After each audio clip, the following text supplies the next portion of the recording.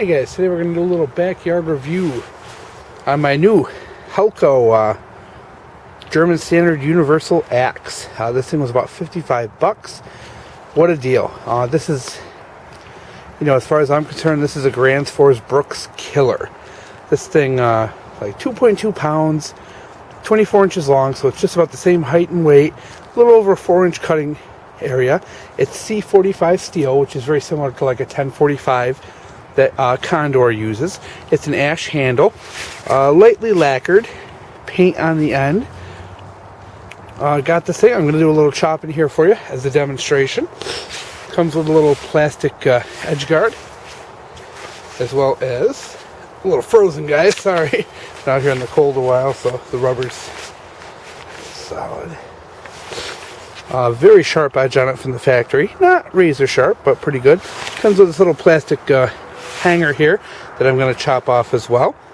It's a plastic wedge with a round metal wedge inserted into the center. Very good job hanging it. There's no shelf cut into it, so obviously it wasn't press fit like a lot of axes are nowadays. This is probably a hand fit. A little bit of paint on the back. You probably won't be able to see because of the paint, but it has a terrific grain orientation. Grain on the wood is excellent. I'm going to strip this lacquer off eventually and hit it with some boiled linseed oil. Very good design, very good shape, overall weight.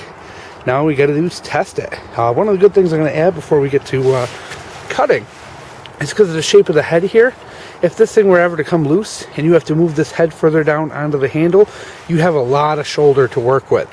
So if you do want to keep this for years and years and years, you have a lot of shoulder to move this down on to tighten this head up, which is really cool.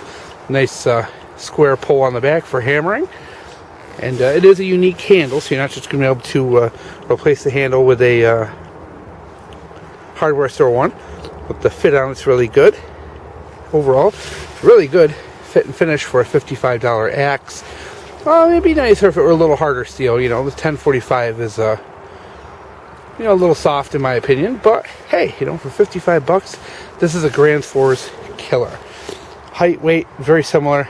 I'm sure it's not going to perform as good, as a $120 axe, but I think for the poor man, this is a excellent opportunity to score. So we're going to do a little light chopping here, and notice I have a couple pieces of wood set down to kind of protect the axe from the frozen ground. We're just going to take a few swings at some of this knotty wood. We're being realistic here, guys. We're not going to... Sorry, it is like probably about 5 degrees out here, guys, so the noses are running. This is very realistic wood. It's knotty. It's full of branches. Very similar to what you would get if you were out in the bush. This isn't a the kind of axe you're going to use for splitting in the backyard. This is something you're going to bring camping, hunting, fishing. So let's use some realistic wood. We're going to take a few light swings just to get the feel for it, and then we'll see what we can do with it.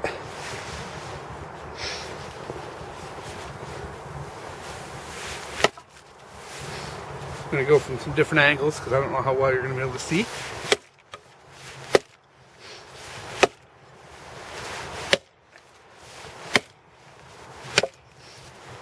Stuff's all moving around, guys, so I apologize.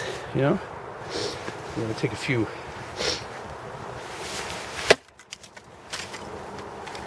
bites. Good. Definitely bites good. I'm happy with that. We're trying to split this piece here.